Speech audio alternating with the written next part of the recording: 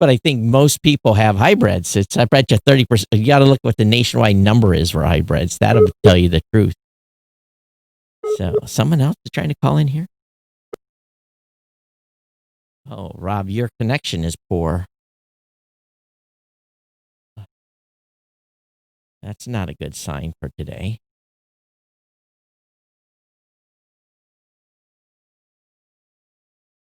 See if he comes back.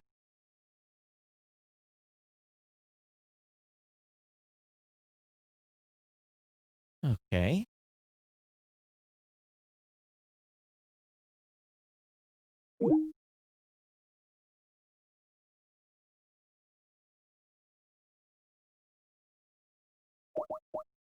We'll see if he answers.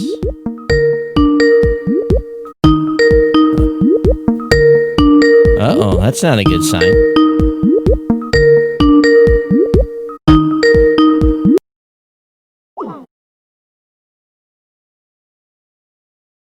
Well, we'll see what happens when Rob calls us back, everybody.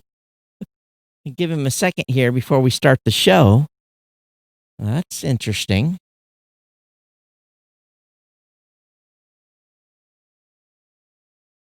He must have had a big issue. He normally dials right back immediately. I knew this was going to happen. I'd have held the show. Send me a text? No.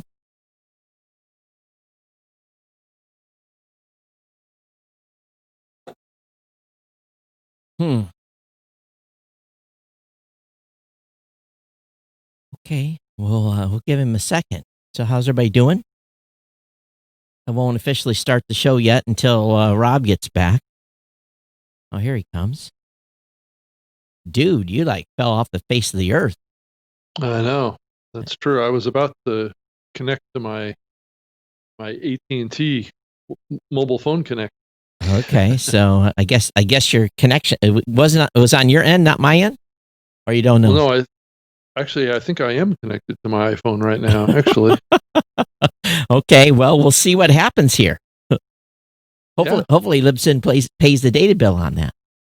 No, I got plenty of data, so we can do this. Okay. Everyone, welcome to the new media show. My name is Todd Cochran. Of course, Rob and I are trying to get the show off the ground. Rob's disconnected. He may be connected via mobile technology right now. So if you shudder, we know that AT&T is not delivering. I'm in a good spot, so it should be okay. All right. On that side. We'll keep our fingers crossed here. So everyone, welcome to the show. Okay? Can you hear me okay? Yeah, I can hear you good. So Awesome. Well, as we were just chit-chatting before the show started, 33% of podcast users are more likely to drive, or is it 37, likely to drive a... 39%. Oh, 39% are likely to drive... are more likely to be driving a hybrid vehicle. Somebody Google what the national average is for people driving hybrids, and we'll see what the delta is there. Right. Well, Rob, I forgot on the last show when we had Adam on, which was, by the way, it was a great show. Right. And I got a lot of good feedback from it. Yeah. And we actually got a sponsor request, so I haven't responded to that yet. So we got a sponsor request for the show. And you saw that email, right? I did. Okay, so we'll see how much they're willing to pay. Maybe you and I can make a few bucks, but I had to take a look at the product, and I'll be responding to them probably tomorrow. But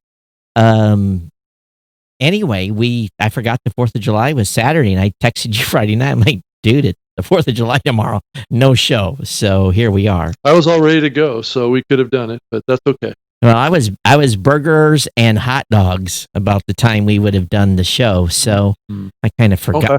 Yeah, so anyway, it is what it is. It all worked out.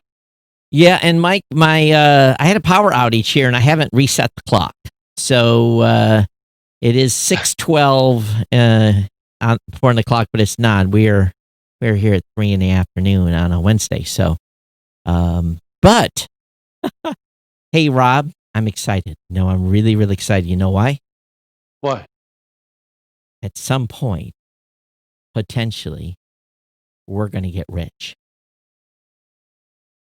Are we? Potentially, we're going to get rich. Really? Well, rich, really? Yeah, because Sirius. You and I are. Yeah, someday you and I are going to get rich. Of course, I don't know how much stock you've got in all the 25 podcasting companies you've worked with, but at some point, someone's going to come try to buy us because Sirius just dumped a big dump truckload of cash. $300 million acquisition of Stitcher, which includes Midroll, which includes Earwolf. Kind of a risky buy, if you ask me. I would say so, considering that's a nice little return on investment in a general sense, compared to what they actually bought the pieces for. So, Rob McCracken and the Scripps team, congratulations. Right. Someone was telling me Rob is not at Scripps no more, but I went to look at his LinkedIn and he's still at. Where's he at? He's not with Scripps. So his LinkedIn is not up to date. Right. He just didn't update it. Where'd he go? I don't think he's landed anywhere yet. He missed out. He was part of their acquisition team. So. Yeah, he was. Wow. Well, anyway, congratulations to the Scripps team. Right. And I know Rob was in that initial buy when they bought that. Well, if you look at the individual pieces of what was put out, at least what the rumors were about what the transaction amounts were for, if you look at the big pieces, right? You look at Stitcher, how much they pay for Stitcher. The talk of the town is like $4.5 million, right? Something like that. Yep. And the talk of the town is they paid about $50 million for Midroll. Those are the two big pieces, right? Yeah. Yeah. So that's about $54 million. Yep. That was spent to buy the key assets that were then sold for supposedly about $300.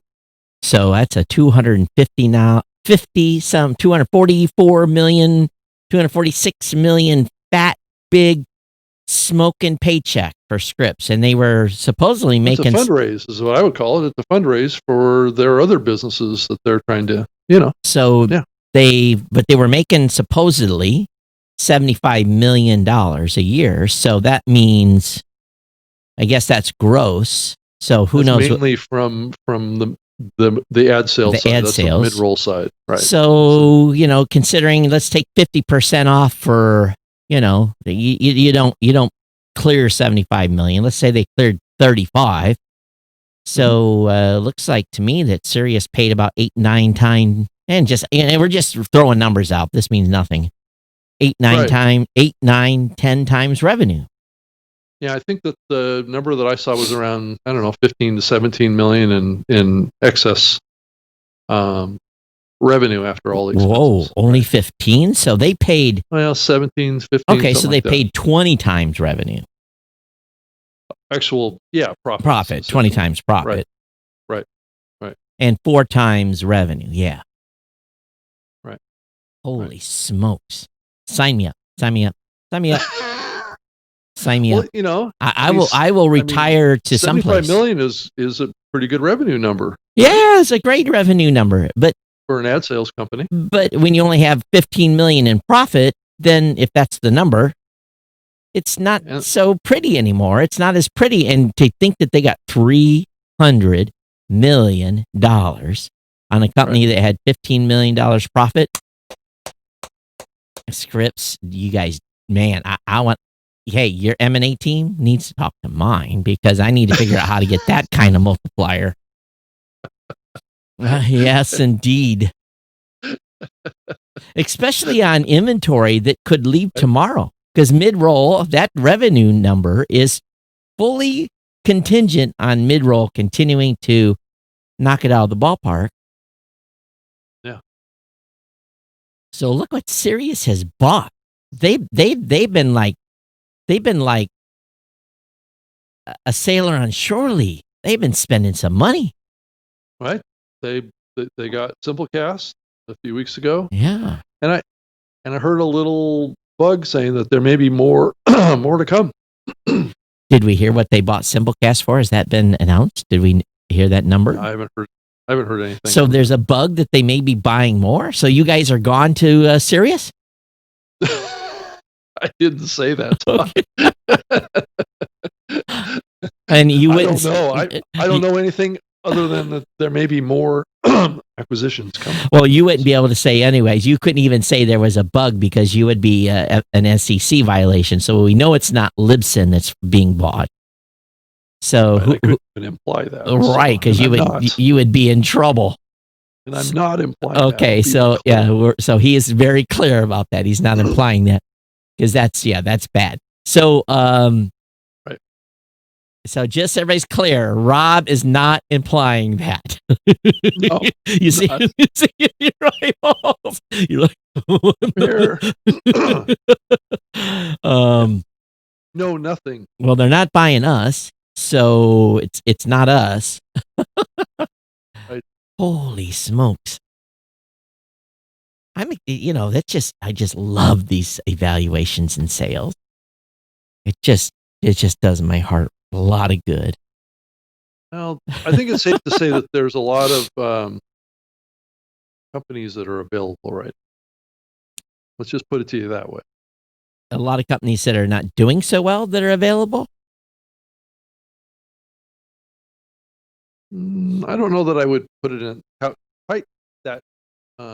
Everybody's available if they come with a big enough so I checkbook. say everybody's. Yeah, I mean, each company, if you were to look at each one of them, they're actually going to be more or less healthy, right? I can't make a generalized statement that the whole industry is unhealthy. I would say that there's not a lot of podcast companies that are cash positive, what I might say, right? Oh yeah, you think they're cash positive, right? You think most are. No, I don't think most are. What? That's what I'm saying. Really? I think many are still limping along. I think a few are doing well. I don't think that it's especially after this COVID thing. I think that there's been some struggles. The podcasting space, Rob, is on fire. It is, but that doesn't mean that all the companies in the space are making lots of money. Well, we know that a majority of this massive growth of podcasting is going right in and going right out as pod killed or pod anchored or whatever we want to call it. Yeah, I mean, if most of the new podcast growth that we're seeing is coming out of free platforms like Anchor, there's no revenue out of that, right? No, there's no revenue, and there's largely no, it's 90%, And for those of you that were listening, I was just faking a flushing of a toilet. Right. And that gets back to a little bit of feedback that I got, on what Adam was saying on the last episode, right? About, Spotify is spending a lot of money here. Sirius is spending a lot of money there in the hopes that there's a pot of gold at the end of the rainbow here that we haven't found yet. And you know what happens when there isn't a pot of gold? Yeah. That's not pleasant. So I think... Well, you have to ask the question, Scripps did this, right? Yeah. Sure, it was a great cash raise for them, but why did they bail? Because essentially they bailed on the podcasting industry, right? Yep. And they're a big player here up until this week. Right. And what does that say about their podcast? Well, what does it say about Sirius, who is, they have they got more debt now, because I'm sure that wasn't a cash deal. Maybe it was. Well, if it was cash, where'd they get the cash? I thought Sirius had like several $1 billion of, they restructured, but they still are not they don't have a pile of money laying around. Well, neither does Spotify, right? Well, I think Spotify, I don't know. I don't know what those deals, I'm sure those were cash deals. Right. So who knows? It is one to wonder. The terms were not really fully disclosed, so we don't know how much stock was involved or how much equity had actually transferred at various stages. We just don't know the terms. And we know Spotify has been incredibly profitable. Right. Okay, so yeah, what can you? That that's the truth of the matter. I mean, podcasting industry is doing well, but yet we're still at the beginning stages of this being what I would call a wildly successful financial industry, right? Yeah. From the standpoint of, I mean, we still have yet to reach $1 billion in ad sales, which you and I have been saying for a long time that it was questionable whether or not we were going to hit $1 billion in the time frame that they were. Yeah, the time that people they were talking. projecting, right? Right. And what we said has come true. It's not happening. And be careful what you wish for, because it was just announced today that $20 million is going into Spotify exclusive podcast. And so what does that mean? That means, okay, does Spotify have enough inventory to sell $20 million worth of sales? Number one. Number two, if they're bringing $20 million worth of that in, what happens next? And here's my prediction. Podcasters. This is my little red book. Get my little red book out here. Todd's prediction is they're going to be running ads against your content, and you're going to get nothing. Well, that's been tried before, Todd. Oh, I have no doubt that it's going to happen. Right. Because they're paying those that they feel are worthy of being paid, and the rest are going to probably get nothing. Maybe.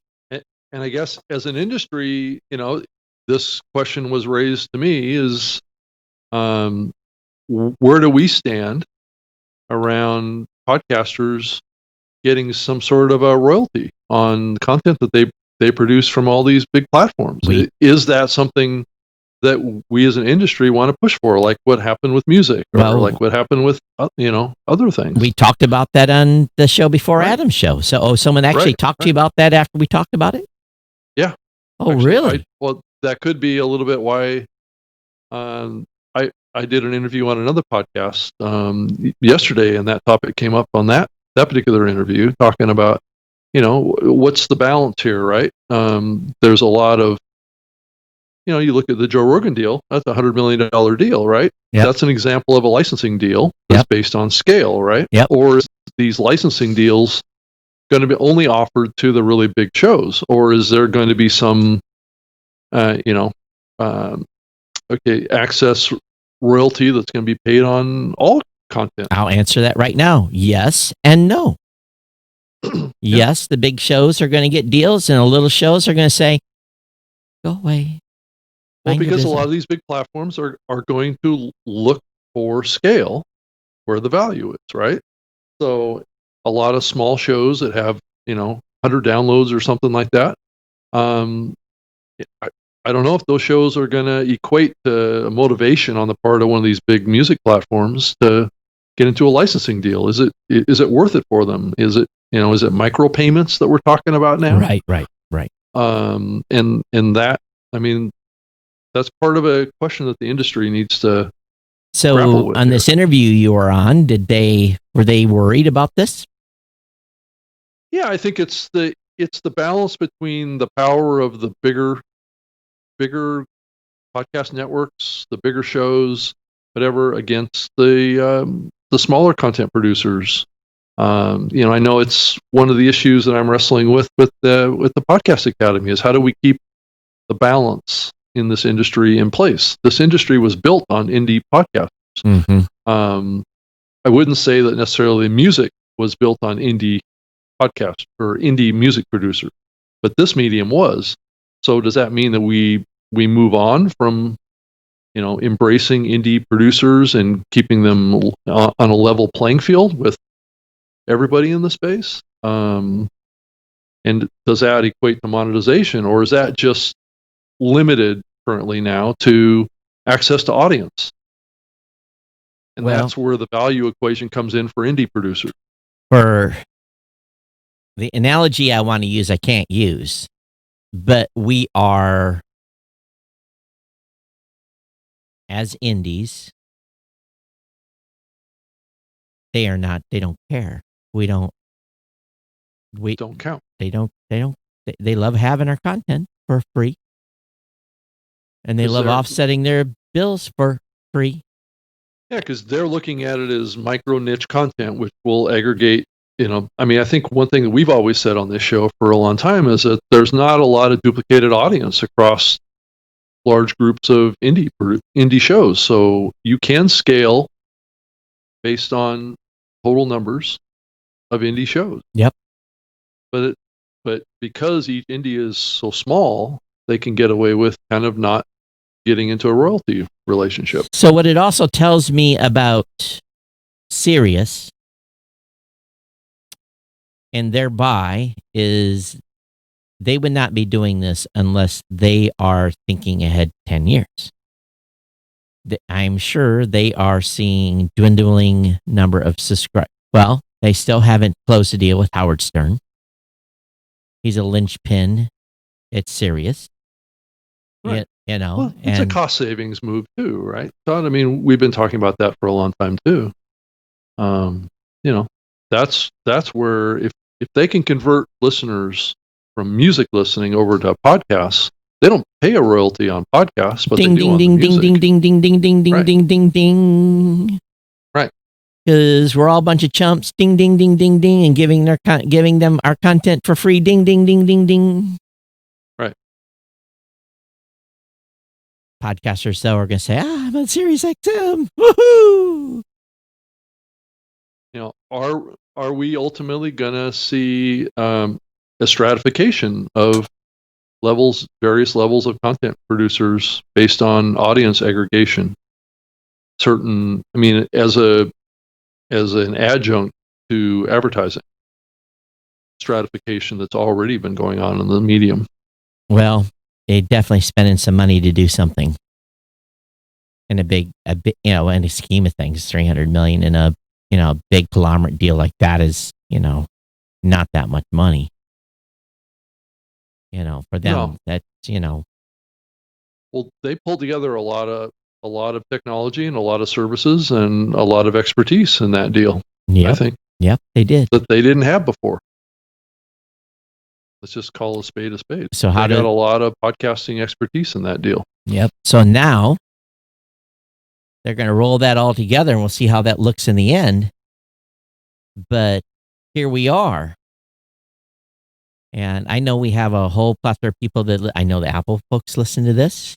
I know they listen to this show because I, once in a while I'll get emails back from them on they, send this to somebody or whatever.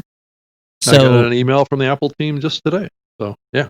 So what is Apple thinking? And they must be going, holy crap. Let's just take a walk back. Let's go back to 2005. Right. They had the vision to add podcasts to iTunes at the time. Nobody else did. No one did. And I'm sure Except for Microsoft. I'm sure that drove a lot of sales of iPods and iPhones and everything else. And we've been tagging along on that platform, and we're probably the only medium. I don't know. Is there any other medium on Apple that doesn't make them money? Music does, video does, apps does, hardware does, software does, subscriptions does. They've got handfuls of profit centers. There's free apps. Okay, so there's free apps they've got apps that are. But what does Apple make from podcasting? Well, besides goodwill, one difference if you look at the Apple or Android app stores is that they do charge for submission. And it's on $99 a year. Rounding. I know, but it's some revenue, right? Okay, but but the thing the point I'm making here is, this is podcasting is not a profit center directly for Apple. No, and they must be looking at this going, well, look what we helped build. And anyone who would say any different, you can kiss my butt, because they did it. Without Apple, we wouldn't be where we are right now at this space. They're saying, look at what we build, and now people are building castles around us. Well, if I go back and I think about what the motivations were for adding podcasts to music platforms. I was in the middle of it back in that time frame, working at Microsoft on Zune. Zune launched as a music service. They added podcasting. Well, why did they add podcasting? It was very much the same reason that Apple did. It was a way to drive more content consumption on a platform that was pretty much predominantly music, right? So they're both listening to audio. They were looking to aggregate audience. They saw this upstart medium. There was no royalties. There was no, a lot of the same motivation that's going into there was no loss for a minimal amount of investment in the scheme of their ecosystem. Right. But there was a limit to how much they wanted to invest in it because there wasn't a return coming in from it, right? Apple was limited based on that same model. I struggled like hell with Microsoft, right? Because to overcome that. Yeah, because it was it's like you're not making me no money. What are you doing for me today? How are you helping the stockholders? Oh, you're not. You go on the bottom of the budget development line. Right. Yeah. So I couldn't get any resources allocated really of any consequence to podcasting when I was at Microsoft. So this is, and it was because I was comparing it to, let's say, a music store, or I was getting compared to a TV store that was generating millions of dollars in revenue, right? So where are they going to put their developer resource? Well, what we're seeing in the market today is these companies are investing in infrastructure, they're investing in developers, they're investing in marketing and promotions people, or PR people. You look at what's happening. And the software investment is significant. It costs money to have engineers work on podcasting, and then you see the acquisition, right, thing, the millions of dollars that are being spent.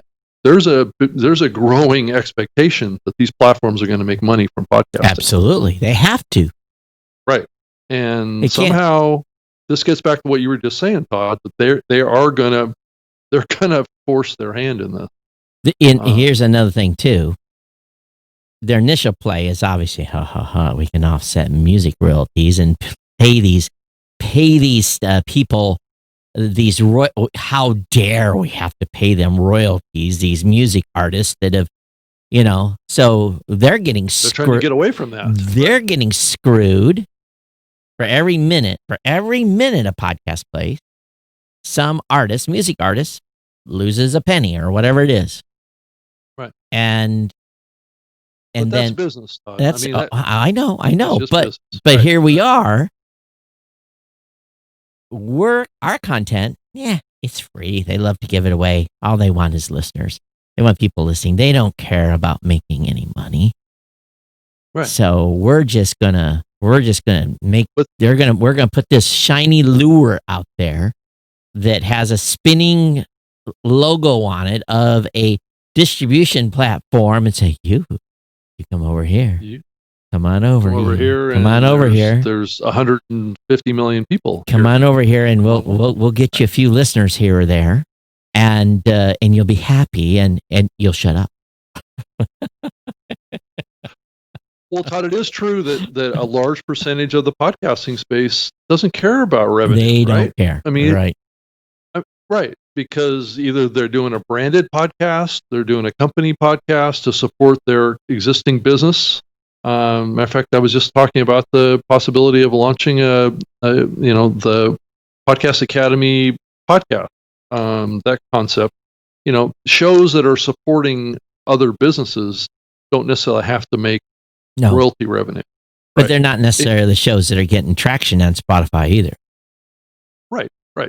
That's true. So that could be what the model winds up turning out to look like, is that more and more shows that do have traction wind up getting into licensing deals. But as long as those shows are available on Spotify, there is no incentive to get into a licensing deal because they're already there, right? The only other possibility is that these platforms do some sort of an ad revenue share on advertising. That would be the only other piece of this, right, that we might see. Yeah, not going to happen. And the question on that is that what we've kind of seen to date is that revenue split is not very favorable to the podcaster, because it's not typically what they expect. because they're getting CPMs that are for programmatic is caca. So like you know, $6 per thousand. so you might get 10 cents on 1,000 or something like that. You might get a percentage or two. It's been more of a reverse of what typically been happening. It's typically those opportunities are starting to shape up to look like, inverse of what people are used to. Typically ad revenue split for host read ads is like a 70-30, right? Now, granted, there's a lot of variability in that too. I mean, like when I worked at Podcast One, it was like 50-50, right? But it depends on how much production the network is doing to support that, and what there's a lot of variables that go into it. But typically it's a 70-30 split. What we might see from a lot of these platforms is that will be reversed. So what say you, podcasters? Right. Do you care? Right. Is you're like, okay, Rob, Todd, move on? Well, many podcasters are not going to care, Todd. I agree 100%. Probably the majority of podcasters don't really care that much. Probably 90% of them haven't even thought about it. Right. But there are certain shows that are in the middle tier that are going to care. And they have to make a decision here. Do they pull their shows out of certain platforms and wait for a deal? Or how would we even go about this when all these shows are freely distributed today? Well, we've made our bed, because guess what? Everyone was chomping at the bit. They could not wait to get on these platforms. New platforms announced. What do? We get hammered. When are you going to make this available? When do you make this available? When do you make this available? And they're on, and it goes silent. And they're on, and they're happy, and and so I guess what it really means, Rob, is that maybe we set our course. And maybe what you and I are thinking about, it's that ship has sailed. Yeah, it doesn't matter. I would tend to probably agree with that ship has sailed. So did we screw ourselves? I don't think we could have done it any different than we did it. When I continue to go back this comment, this thing I had in the back of my head years ago. It was and I've told this on the show. I was at NAB, and this guy comes up and he's like, I need content. I need content for my OTT system over in such and country. I need content. I'm like, well, there's podcasts are all open, freely available. And the guy looks at me like I was insane. What, free? It's free? Right. I said, yeah, it's via RSS. It's free. Well, how did I get access to that? Well, here, very, very simple. Go to the website. Free? And this guy was ready to write a check. He said, how many shows do you have on your network? I said, well, at the time, I think we had, I don't know, there probably was 200,000 podcasts or something like that. So we got 200,000 podcasts, but I don't own them. That's, I always say that's like a thing. I don't own them. We're just a syndicator. How much do I have to pay you to get those? I'm like, I should have said $1 million and just took the money and been quiet. But, it's like, I'm like, they're free. You just get the feeds and you're good. And this guy, he just about did backflips. He couldn't believe it. It's going to get free content. Free? He was shocked. Because guess what? In TV, what do they do? My YouTube TV bill just went up to $63 or $64, and they added 5 SHIT channels, and my bill's going up $15. And I don't want them, but if I want to keep YouTube TV, I got to pay the extra money.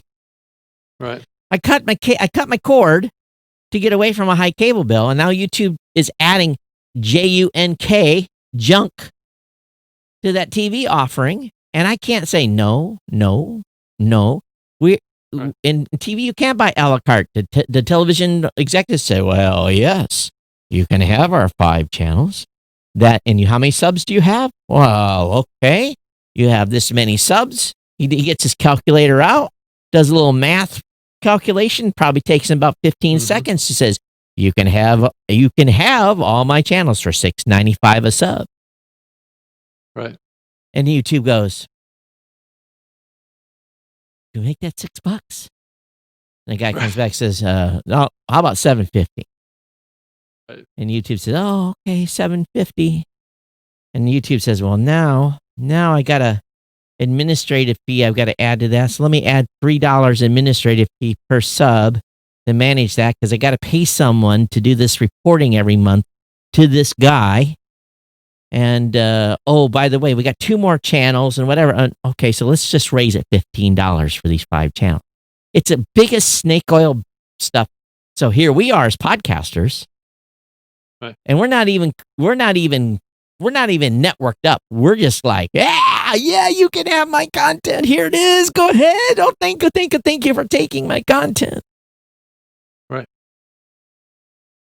Because podcasters value audience more than they value money.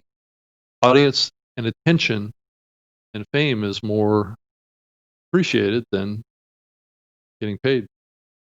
It's just the way the industry's been. So can we bend it? I don't know if we can bend it. Todd can't bend it. I think it will be bent a little bit. I think towards the bigger shows, they can. Well, they might be able to bend. I don't know. I just, we did it wrong. We really, really did. Yeah, but really, honestly, could we have done it any other way? Yes, we could have done it without. We could have done it without Spotify. We could have done it without Pandora. We could have done it with iHeart. If they don't have, guess what? If they don't have our content, what do they? Todd, we never had an organization that could. I understand lobby that on behalf of the industry. I understand that, but if they didn't have our content, then it'd be a whole different ball game. Right. But they do, and there's no turning back. Because we all of us saw that shiny lure in the water with that logo spinning around with a hook on it. I remember everybody clamoring to get on Spotify. And that's your guys' fault. That was our fault? Yeah, you guys were first. You guys should have made some deal. Said, right. Yep, you can. Yeah, absolutely. You can have our content, but each of our podcasters gets $3 a month for every show. Or $5. Yeah, you can have our shows, but they're $5 a piece a month. $3 a month a piece. Yeah, you can have our. That's an interesting thought. That's an interesting thought. But then, what is Libsyn doing? They're brokering on our behalf. How dare they? So you would have lost. That would not have been a win-win for you guys. No, but it's an interesting thing to think about, isn't it? Yeah, it is. But the thing is, you were not in a position to be able to negotiate for those podcasters. You couldn't have done it legally. No. That's not part of our terms of service. That's right. So you couldn't have done that. Right.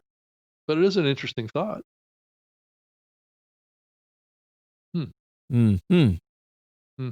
Especially if you have a proxy vote.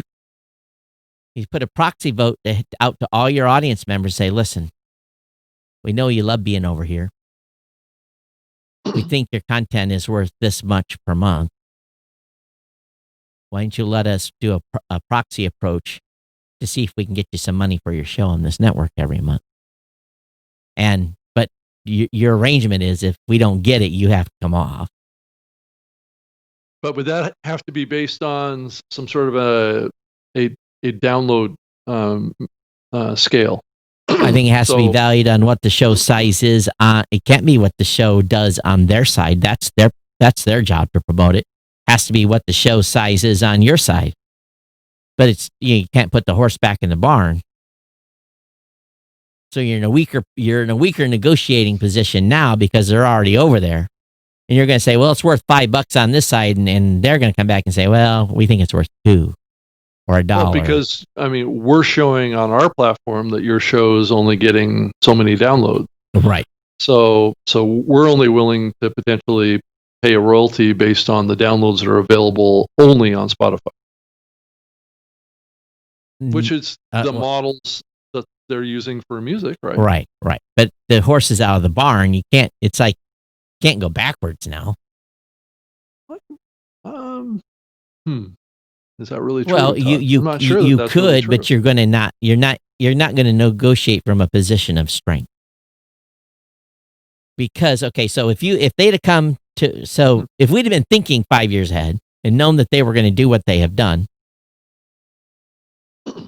and said, this show's got 10,000 downloads a month, Apple Podcasts, all these other apps, and we're going to think that they're going to get 10% over on your platform.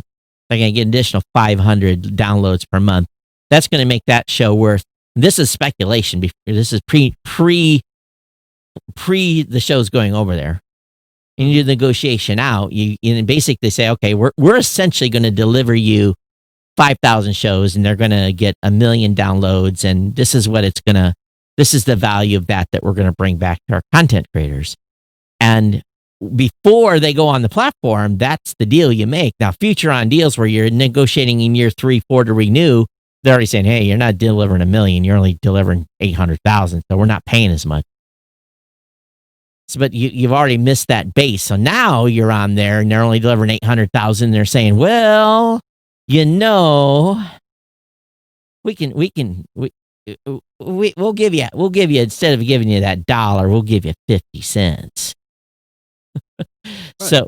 So maybe. Well, Todd, I mean, if you think about music, if you use music as an analogy to podcasting, I think it maps pretty well. I think it does too. And what type of organizations are typically involved in that? Oh, there's the RIAA, there's ASCAP, BMI, there's all those, all of them, right? Right. So I know, Todd, that this conversation is not going to be a popular one with the listening platforms.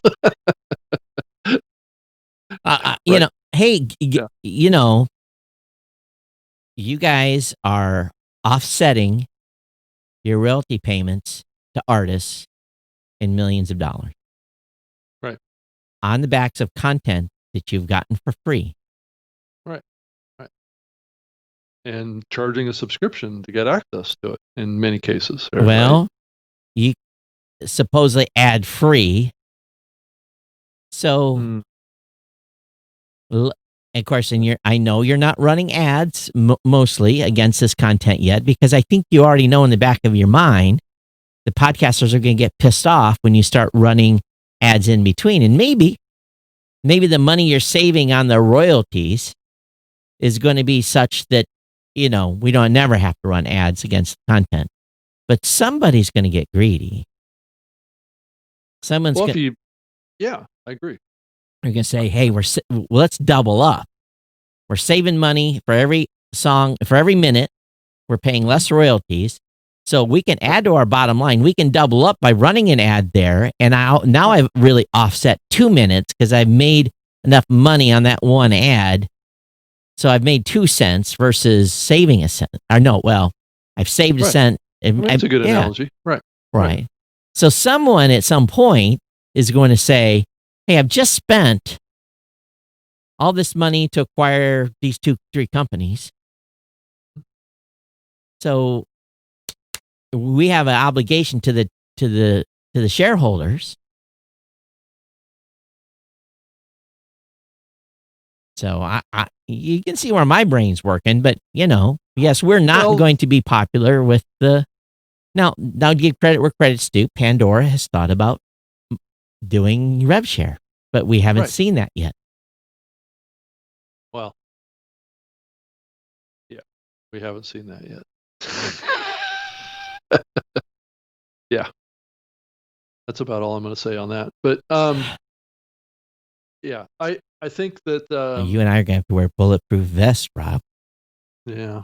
Well, if anything comes to change, nothing's going to come to change because we're sitting here wishful thinking, and they're all laughing at us right now. Well, and it would expose the fact that maybe they overspent on these acquisitions as well, right? Is the fact that these acquisitions are so high in dollar amounts is because of this, right? Attribution. They didn't overspend, Rob. Shh. They underpaid. Shh. Well, it depends on how you look at it, Todd. That's right.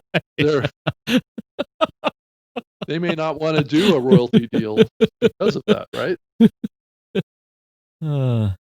Believe me, there is some guy sitting in some room. You know, there's machines where it kicks out the ticker. There's some guy that is on a spreadsheet, or has run 52 rolls of ticker tape through it and said, there's how we make money. Well, Todd, let's be clear. What we're talking about here doesn't impact our business. No, it doesn't. It doesn't. And again, where? Okay. Well, it maybe does. It maybe doesn't at the same time. But we'll see what iHeart does. Right. But it could have an impact on shows' total listenership. Right. Right. For a period of time. But how is your bread buttered over there, Rob? Doing the right thing for podcasters. Which podcast? Mostly. All podcasters, indie podcasters. Mostly indie podcasts. But there's some big company right, podcasts. Of course. We know that. With you and with us. That's right. So, but the majority, I can almost say, well, I won't say, but I'll say that at least I know where the majority of my revenue comes from. And I'm going to be very much taking care of my indie podcast. The best of my ability. Yeah. And that's what our charge is, and that's what we get paid for by the podcaster to do. And if you look at that's what you pay for. Yeah. Right? You pay for a platform that gets out of the way of the podcaster and looks out for the podcast. Gregory Riddle says, all right, that's what you get with us. In the comment section, Gregory Riddle says, local TV's epic must-carry battles would indicate the horse hasn't left the barn. The issue is determining the value of the small shows to the service. That's exactly it. Yeah. Right. And I think we're at least worth the royalty of a Taylor Swift play. If someone is playing our show, they have made a direct action to do so, whereas Taylor Swift is as a matter of fact, we're more value because Taylor Swift is just in some playlist. We're not in a playlist. We are in a, there's Todd and Rob, click. Right. It's a much more intentional connection. So we are at least worth as much as Taylor Swift. Yeah, because a lot of the playback of music on these platforms is random playlists. Taylor Swift doesn't come out with 2 new podcast episodes every week. She gets a hit here or there. Right. That obviously gets millions and millions of plays. Right. Where is the user engagement stronger? It's with podcasts. Absolutely. On a per listener, per program, or content connection. And Taylor Swift's song lasts, what's a single last? No more than 5 minutes? 3.5 to 4 minutes. 3.5 to 4 minutes. Typical length. So this show is essentially replacing, if someone listens to this show on Spotify, we have saved them paying artists 18 25 times. different artists. Yeah, right. If they're a 5-minute song, which they're not all are, we have saved 18 potential whatever that play amount is. Right. On one program.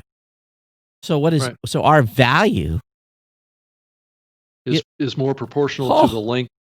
Look as a factor of audience. Look at the money we just saved them by someone listening to us for 90 minutes. Right. This is the factor. They just think, they pay Taylor Swift. Now maybe they play Taylor Swift twice in an hour, but they play Todd and Rob for 90 minutes straight. Every week. Twice a week. Well, twice a week now. Yeah, 3 hours.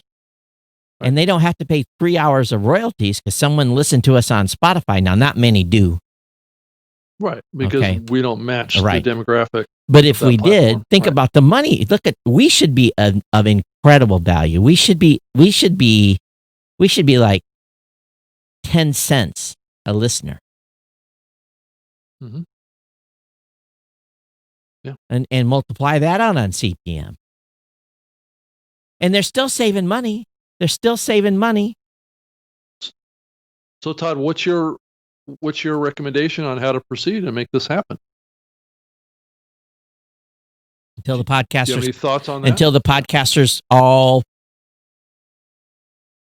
raise hell and say we're leaving, it means nothing.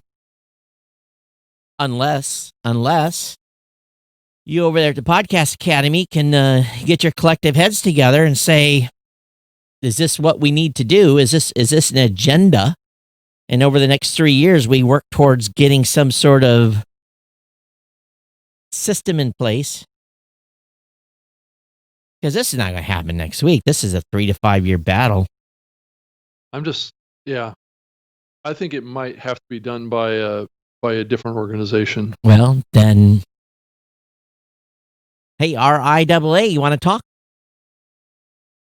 Hey, BMI, I'm not a fan of ASCAP, BMI, and RIAA, but maybe it's time to talk to them. Oh my God, getting in bed with the enemy. Well, Greg just fell out of his chair. And so did Doug. Thing is frenemies, right? Right. You guys just fell out of the chair. Right. You know? What do you guys think of that? Right. That just kind of popped in there. Really, it just did. I'm thinking, huh.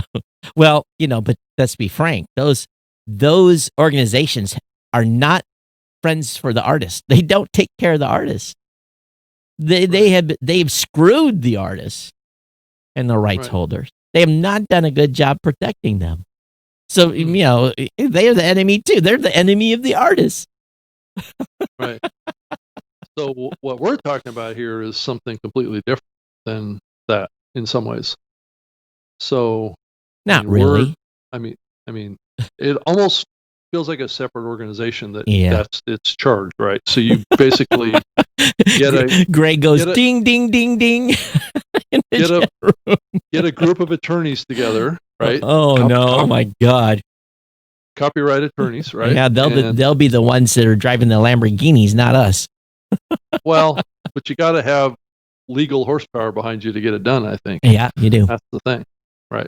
So, and you got to have, the ability to drop the hammer too. Man, right? Hey, you know what, Rob? I know a place to get bulletproof jackets. So.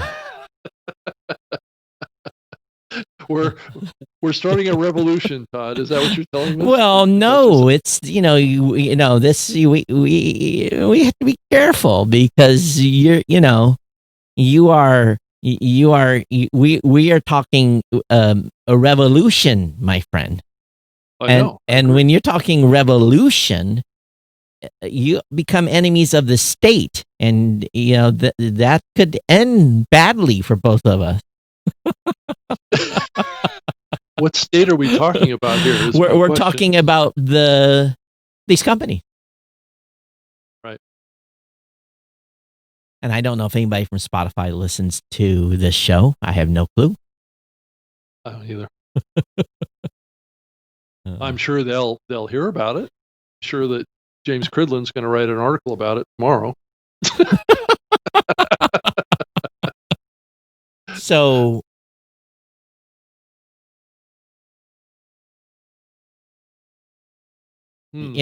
It's again, what have we said? It goes back to,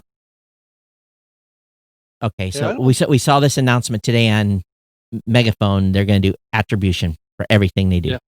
Yeah, I saw that. Yeah. Attribution. They're going to do attribution for every campaign they do.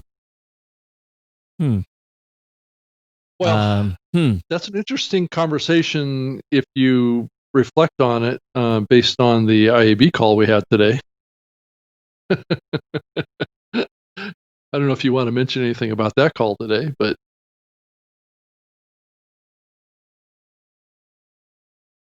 No, I don't think I do. okay. It's Because still too early. we are going through the IB version 2 spec, and there's stuff that's being clarified. And we're talking about some ramifications of some stuff going on with technology, and it has nothing to do with podcasting. This is the fabric of the internet stuff that's going to have an impact here. Right. On how things are counted. And I just fear, Todd, and like I say, I just don't want to go into it too far, but I just fear that the intention of that technological change is going to have a blowback impact that was unintentional. So anyway. Just for the record, I can't say it because if I do, I'm going to reveal what we were talking about. I'm just saying there were some of us a couple years ago that questioned the validity of providing a specific metric. That's all I'll say. Right. And that rooster's coming home to roost. And the whole discussion of what a listen is versus a download too, right? I think that's easier. Things. I think we're pretty clear on that. I don't think there's any disagreement with the group on that. I think that those data points are being clarified, and I'm all in. Right. And it needed to be tweaked. Right. It's the other stuff. So. Yeah. But let's go back to this attribution thing. Yeah. You know, I did make a comment somewhere. Let me make sure. Where was that comment made? Oh. Yeah, but if you're going to do attribution, I'll leave it at this. If you're going to be if you're a podcaster and you're going to participate in an attribution campaign, I'm begging of you to read the agreement that your provider has on attribution and what they do with that data. In other words, what do they do? They're going to collect your listener IP data, and they're going to match that up with an IP of your listener going to the advertiser's website. That data is going to be crossed, and they're looking for a match. Right. And when they get a match, okay, you have attribution that your listener went to the website to react to your deal. That's attribution. Right. What is done with that data by the advertiser or the person doing the attribution? You need to ask the question, what are you doing with my data? Do you destroy it? Do you sell it? Do you share it? Do you reuse it in another campaign? Is it used by the advertiser then to cross-connect them to your listeners to other products? You need to ask those questions. And if those questions are all no, you're good to go. And I would get that in writing.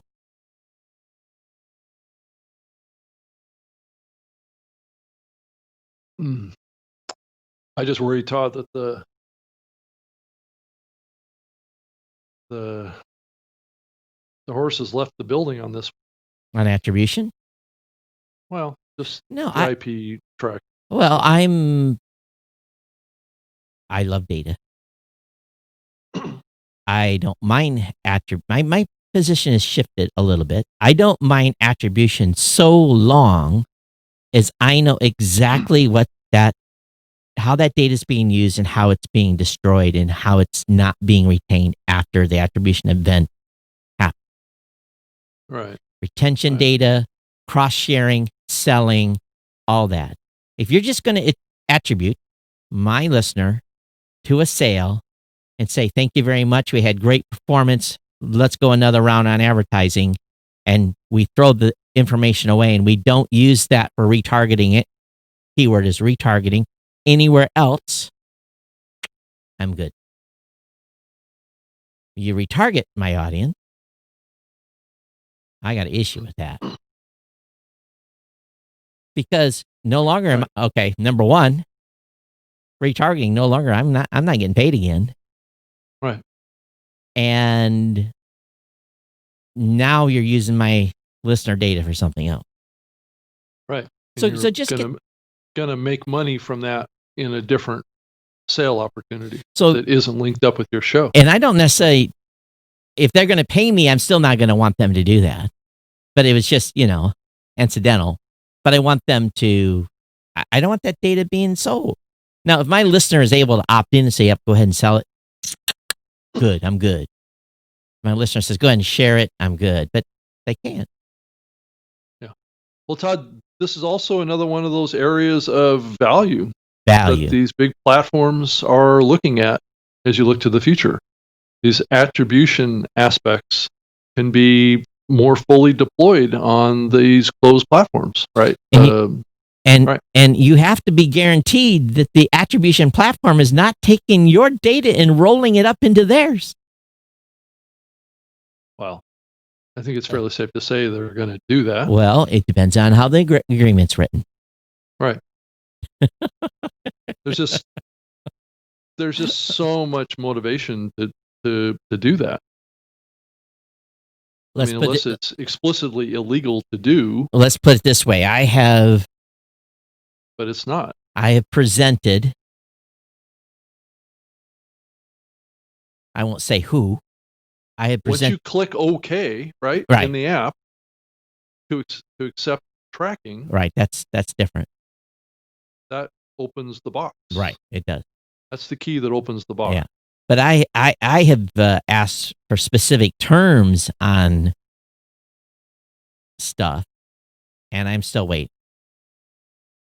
Oh, we're not going to agree to those terms. No way, that's too complicated. Oh, no. We're not doing that, but we're not going to agree to those terms. Okay. Yeah. It makes me a very unpopular person. Yeah. When I talk about this. Right. I'm serious.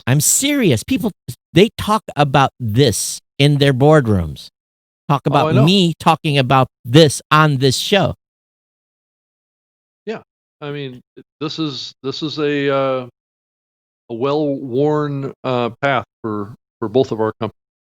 And Lipson is, they're as strong on this topic as anybody in the industry. So, yeah. And when I hear from other people that they're talking about me in their boardrooms, right, that I'm such a fucking asshole.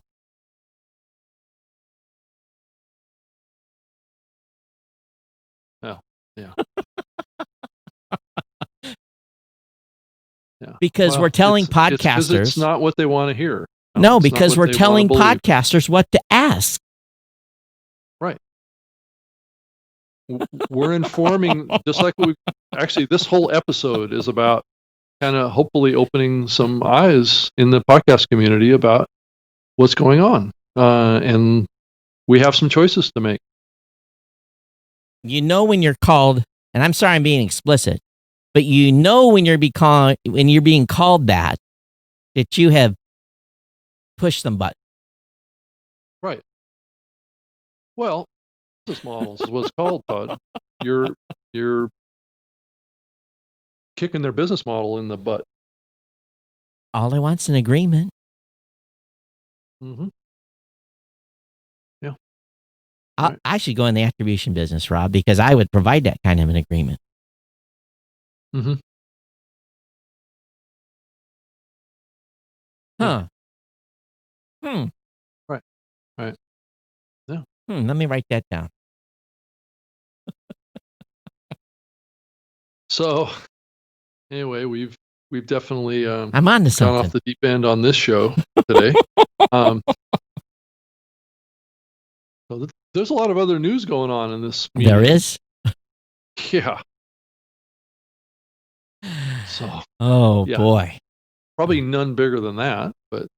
And boy, we definitely went down some rabbit holes there, didn't we? And my blood pressure went up a little bit. I would like to find out what's going on with the music licensing stuff too. So if we're making any progress on that. The two guys that can answer that we're in the chat room. So right. Don't know if they're still there. Numbers are dropped a little bit. Some people got uncomfortable. Oh, really? Yeah, someone got when people leave, that's because they got mad. So, not because they were intrigued. So we're not making friends today. So someone that was listening was like trying to figure out how to get my internet shut off. Well, I think that there is clearly two sides to this topic, right? Hey. There's the indie side and there's the big podcast side. And, I think the big podcast side is probably safe, but, the vast majority of podcasts, I think this is really what we're talking about here. So Greg says, best episode this year. Kudos. Greg, did you listen to 2 episodes ago? Yeah. Right. Did you listen to Adam? Last week. Did you listen to Adam Curry's interview? Right. We've had 3 knockout interviews or shows. Shows about very important topics, right? That you and I are the old curmudgeons, and we're sitting here talking about this, and nobody else wants to talk about this. Shut up, Todd. Shut up, Todd. Right. I don't actually get anybody telling me that. Well, here's what's going to happen. We want to acquire your company, but you have to go. You can't do that podcast. Point at me. You have to go.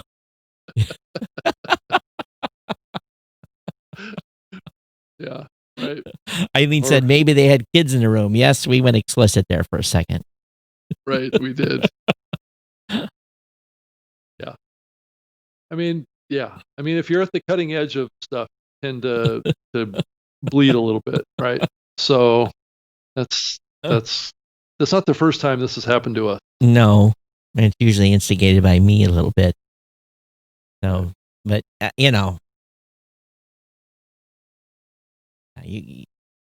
someday I'm going to be able to write a book or do a podcast, a real podcast with all the dirt. All the dirt. Yes. A lot of people are going to have to die first, though. Todd knows where all the bodies are buried. Oh, no. That's wrong. You know where all the bodies are buried. Don't let it. Hey, you folks listening, don't let him try to pull that one. No. Look how many companies he's worked for. Come on now. Come on. I worked for one. I built one. You work for everybody. You know where all the bodies are buried. Wouldn't say I work for everybody, but I certainly know everybody. So yeah. Don't even try, because I know stuff that I can't talk about on this show that you know. So stop. Right. Don't go there. I won't, but don't even try. Rob is the one that knows where all the dead bodies are buried. Okay. Right. In more ways than one. I could so smoke you right here. But then I would have broken like 20 NDAs myself. So. Yeah, that's the problem. Right? That's the problem. My God. There's too many NDAs out there to keep track of. Actually, oh my God, yeah. And then I get to thinking about something. Can I talk about that? Oh yeah, I can. Yeah, right. And then sometimes it turns into I can't no more. Well, I think we try and walk a fine line on this stuff. So yeah, and everyone, Rob and I are having fun. We play around with this stuff, but I can't speak for Rob, but we seriously worry about. We joke about this a little bit, but this is something that's like when I'm in when I have my private time. This I'm in the shower. This is the stuff I think about. That's a sickness. It is. It really is the stuff I think about. It keeps me up at night. Well, I think if you're living in the world that we live in, from our vantage point and where we've come from and what we've seen, and to some degree, even my particular position in the industry is kind of even a little bit more unique than Todd in some ways. We see things that many others don't see, and I think And I think we both feel like we have an obligation to talk about these things more than I think many others, because we are seeing it a little bit more from a 30,000 or 60,000 foot view of what's happening in the industry. A lot of folks that work for these companies, they really can't talk about this stuff, right? So there's some perspective here that's important, though. Right. And I can only speak for myself. I grew up on a dirt road. I grew up a country boy. My father had a construction company. Right. I plowed fields, raised animals, joined the Navy, got an education. And it is what it is. And saw stuff a lot of people didn't see, and came up with a lot of different perspective, and then got lucky and landed in the podcasting space just by pure faith. Right. But in the end, I attribute a lot of the things I see what's going on in the podcasting space to one incident that happened to me when I went to Manhattan to talk to media buyers the first time. Blueberry had no money. We were making a little money. Right. With enough money to pay for me for an airline ticket to go to New York, spend 4 or 5 days in New York, go meet the media buyers, make the rounds, bring them chocolate macadamia nuts, and I had a JCPenney $99 suit. And we were repping maybe 400 or 500 podcasters at the time. And I went into a media buyer's place and pitched them. And as I'm leaving, the media buyer boss walked me out.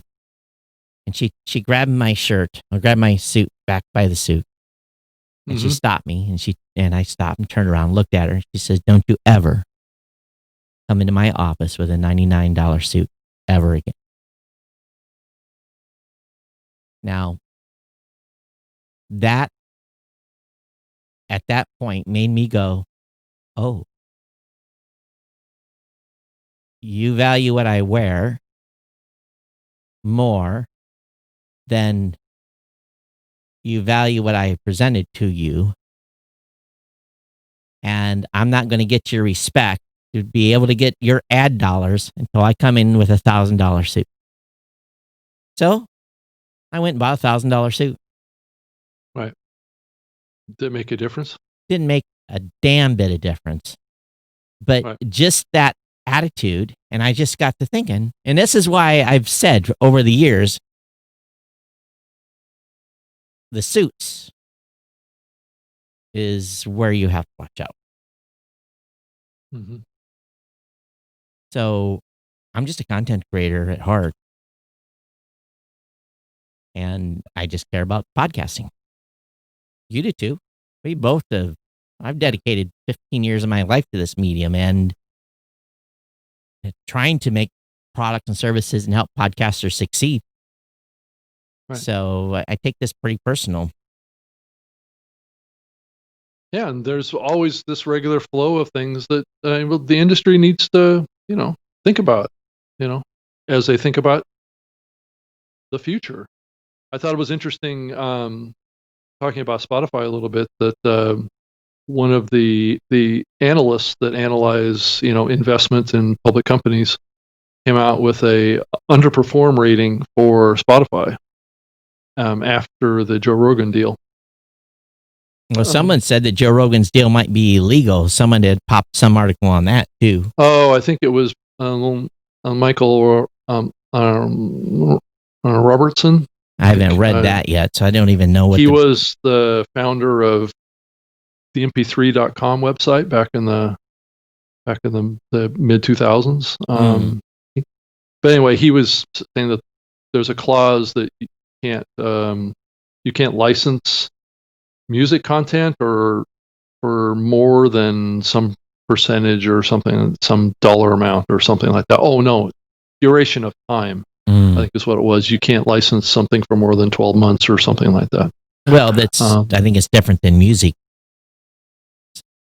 Hey, I want to go back. There was a comment. Greg says, Adam's episode good too. He goes on, and we're still working with the rights holders and trusting podcasters will respond once right holder deals are finalized. He says, I become a Todd in the rights holders boardrooms, but it's going to happen. So, Okay. we'll see. And Greg, I know you've invested a lot of money in this, lawyers and beating the path, and we appreciate what you're doing out there too. Yeah. So if you guys haven't figured it out yet on this show today, the big money's here. The big money's here.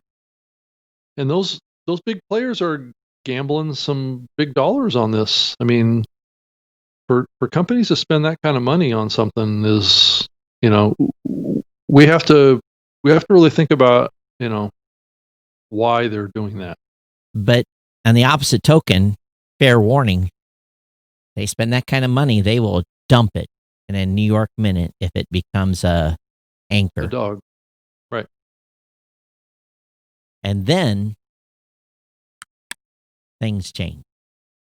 Or they could dump it because some of their other businesses maybe aren't doing as well, that they value more just to get them through. And I believe that was the case with Scripps. I don't know that it's fair to say that Scripps didn't value what they had. I just think they value the other properties that they had a little more and saw it as a way to shore up their financial statements. Greg says, by the way, the services you've been talking about are not on the sideline. What's that? Maybe we should do services. Maybe we should do. Well, we've been talking. Who have we been talking about? We've been talking about the big boys, iHeart and Sirius and all those. No, I don't think we've said that they're on the sidelines. No. If anything, they're up front center, of what's happening in the medium right now, as far as where the big dollars are. Right. I mean, I think that the other big action area is the amount of content that's being produced, but I think that's going to start to slow down. I don't, and I think it already. Well, I think June was still pretty big, wasn't it? Big. It was the biggest. Yeah. So we're still going up. But we're in July. It's warm, and everyone's out and getting exposed. Right. Getting exposed. Yeah. That is a whole new meaning now, doesn't it, Todd? Going to the beach and getting exposed. And in saying that, I am potentially going to be largely out of any type of bandwidth for about a week. I'm very much leaning towards going up north in northern Michigan, not quite to the UP, specifically Cadillac, Michigan. And there's a family cabin up there, and spending a week. And there is like a half a bar of cell service at the cabin. And go up there and mow the grass and drink beer and smoke cigars maybe for a week. So I'm leaning towards that. So if that's the case, I'll let you know in advance, Rob. But there will be a show this Saturday. So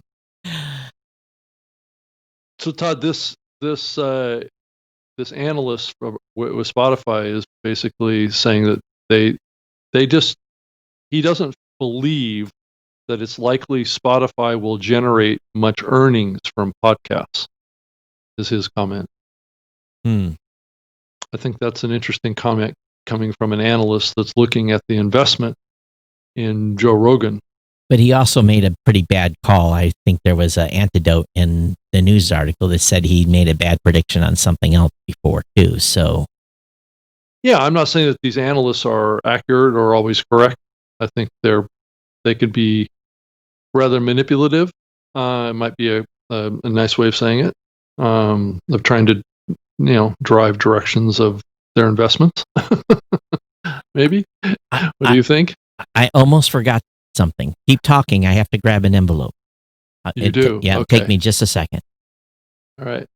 But yet at the same time, this same analyst on Spotify is talking about how the stock price, the target for the stock price is going to go up. So, so that makes you go, a little bit, right? So maybe on the earnings side, maybe podcasts aren't going to earn very much, but maybe, and he's not saying this, but maybe the cost savings is really what's going on here. Is where they see the impact of podcasts, but they're not saying that. Else they wouldn't. I wouldn't believe that they would set their target price as high as they did. So we've got some fan mail and a sticker. We did. Yes. Wow. And Caden is from St. Petersburg, Florida. She says, "Hey, Rob and Todd, here is a sticker from my podcast, Transcaster Radio. Thank you so much for doing the new media show. I enjoy tuning in each week and have enjoyed the twice a week with COVID going on. Look forward to continue to listen each week. Keep up the great work. Regards, Caden Taylor." And she sent us a sticker for her sticker board. And again, The show is called Transcaster Radio. So, Caden, thank you for sending this. I'll send you a new media show sticker package back. And be safe down there in St. Petersburg. I don't think you guys are completely in the hot spot, but yeah, just be safe. Thanks for sending the sticker. Thank you. That's always great to get that stuff in the mail from listeners. And our mailing address is on the newmediashow.com website. Send us, you don't even have to send us a note, just send us a sticker and we'll send you a sticker package back. I'll even throw some Geek News Central stickers in. And if you want to see one of these cool bad boys, this is what they look like. So you can have one for your laptop. Here's another one. That's one we send. Here's one we send. So anyway, cool. I'm exhausted, and I was exhausted before we started the show today, Rob. I know. Yeah, that's a pretty heavy topic to talk about. And I am going to be doing another Q&A webinar for the Podcast Academy on Friday at 6 p.m. Eastern. So if you wanted to tune into that. I am a little disappointed. Okay. So those of you listening to this show, what are you doing? Because this show alone, we should be able to drive 500 applications to, if 10 or 5% of you, depending on the show, go over to the Podcast Academy, we should easily get 500 people to sign up for the Podcast Academy. It's $50. So I'm not going to ask Rob to beg, but I'm just telling you, if you haven't signed up for the Podcast Academy, I'm going to put one on you. You need to go do that today. thepodcastacademy.com, using Rob and I's names as references. Right. That's all you have to do. I mean, if you want to use my email address, it can be robg@lipson.com, or you can use rob.greenlee@gmail.com and just add it to the application. So please go out there and get your membership, because I heard, and I'm, why 200? That's it. That's how people signed up. It's 200. So far, I mean, it was really a soft launch. I mean, it wasn't a big. It's not like we've done a marketing campaign yet. This show, we should be able to drive 500 of you. Right. Easy. Right. Agreed. Easy. Agreed. So it's just a matter of driving. Well, what's the value to the podcaster? Why should a podcaster join the academy? And that's what I have to do a better job of selling. Is where's the value? So, and that's why we're doing the webinar, is to ask to answer those questions. And and to your point, Rob, I did ask by a couple of members of my team what was the value. So, and that was unsolicited, because I encouraged my team members to go sign up, and they basically said, "Yeah, what's the value?" So, right. So I think you're probably onto something. Well, just think about what is potential with this organization. The podcasting doesn't have an industry kind of organization around it yet. This is the first. This is kind of the beginnings of something that could evolve into it. And I believe that the board is open to going in a lot of different directions with this. It's not a locked-in thing. And if there's, I think the membership can drive what this organization does. I'm listening. I'm getting feedback from people all over the industry. Frankly, all over the world about what they would like to see in this organization. But we're listening, and we want to do what people want. So, I'm all open ears, and I have my particular agenda. Like Todd's always said, we have an agenda here, but it's my agenda is to look out for the content side. At the end of the day, that's what this organization is really about. And just as a disclosure here, so someone doesn't come back later and say, the Academy has talked to me about the podcast award and doing something in conjunction. Just, I want to put that out there right now. So there is, so just so everyone knows, so, 3 months from now, you're promoting the Podcast Academy and then you start working with them on the award. I don't want to hear it. I've talked to them. That's it. Right. And that's part of what I'm bringing to the Academy, is trying to bring various elements of this community together into being a representative organization of the industry itself. And the direction that we take that is, it's what we want to make of it right now. I think we're very close to coming up with a new name of the awards. So that's going to be announced. It's going to be a pretty uncontroversial name, is my speculation. So it should go smoothly, and it's going to be easily branded as something that the industry owns and can be proud of. So I'm optimistic about it.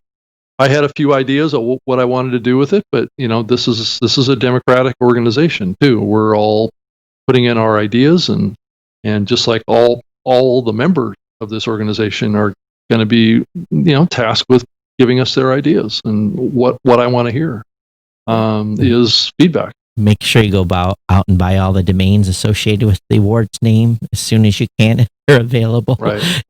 Don't let that leak. And it's also a trademark issue too. So we're doing all that stuff as well. So I would, on contingency, buy the domains now, because someone's going to whisper it and someone's going to go buy the domain. So I would buy them on contingency regardless. Right.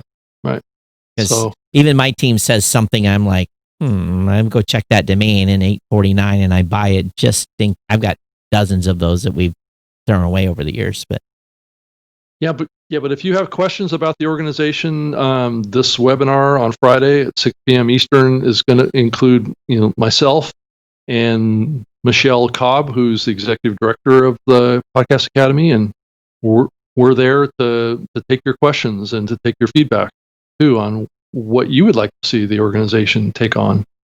I would like it to be a kind of like a standards organization around coming up with best practices around advertising, best practices around RSS syndication type things, trying to bring the industry together and come up with ways that we can move this industry forward in a positive way. Some of the topics that we talked about earlier today may be a little bit outside of the scope of what the Academy should really take on, because it's rather adversarial to parties in the industry. So I don't really want to have the Academy, go down that direction. I think what we want the Academy to be is an inclusive organization. So we have really lit some fires today. Right. And that's what we do on this show. I would encourage you, if you have something private to say, you can send us an email and we will keep that in confidence. If you have something to say that you want us to read on the show, we'll do that as well. If you want to chew us out and yell at us, that's fine as well. And we definitely want to hear from you. That's and believe me, we'll read all of it. Right. And so you can reach me, Todd, at blueberry.com. I'm at Geek News on Twitter. Of course, you can find me on Facebook. Rob? You can find me on Twitter as well, at Rob Greenlee. And the Podcast Academy has a Twitter account too. It's at T Podcast Academy, at the letter T Podcast Academy. And you can definitely make comments in there too. And those are all feedback places too. But yeah, Todd, we're here to talk about things that that a lot of people, maybe think about, but don't really publicly put out there. And please let us know what you think. And if you're hearing anybody talk about this on any other shows, podcast type shows, please let us know, because I don't think anyone's really. You had an incident this week, Rob, so maybe where someone heard us talking and that kind of sparked a conversation, or maybe people are thinking about this, not want to say it, but if you hear the people talking about this and has some strong opinions, we want to talk to them too. We'd love to have some other people on and just and give us their feedback. I kind of know where at least I have an opinion on where this is going to go. And that's supposedly the purpose of our Wednesday show was to get our audience to dial in and talk to us about stuff. So maybe that's what we focus on next Wednesday. All right. Sounds like a plan. So if you want to be here and you want to sound off, we'll have the dial-in line if I'm here, Rob. Oh, that's right. Yeah. If you are here. Yeah. So we'll let you know. All right, everybody. Well, I need a shower. Yeah. I'm actually sweating in here. Of course, it's 103 in the shade outside, and I got the AC cranked up. It's not keeping up, but I think I got a little hot under the collar anyway. Yes, we did. There was a lot of news that we did talk about. That's for sure. But I think what we talked about was important. Yeah. So, James Cridlin, have fun with this one, I guess. Yeah. Well, I should probably invite James on some point again. Yeah, and it wouldn't be it's if this time of day that we do the show wouldn't be too bad for him. So it might be a little early, but he might get up and talk to us. So yeah. Okay. Everyone, thanks. Again, we'll be back here Saturday at noon Eastern for the New Media Show.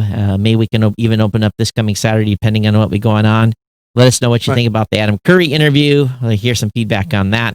Had an absolute wonderful time with him. I think I actually was getting a little high from the smoke blowing through the screen. Yeah, I can see why why Adam was kind of in the shadows, if you know what I'm saying. For sure, he's creating his own.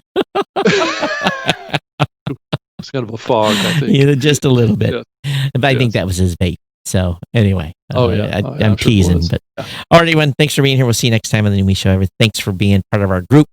And thanks for the comments on Facebook as well, everyone. Take care. Yeah, thank you.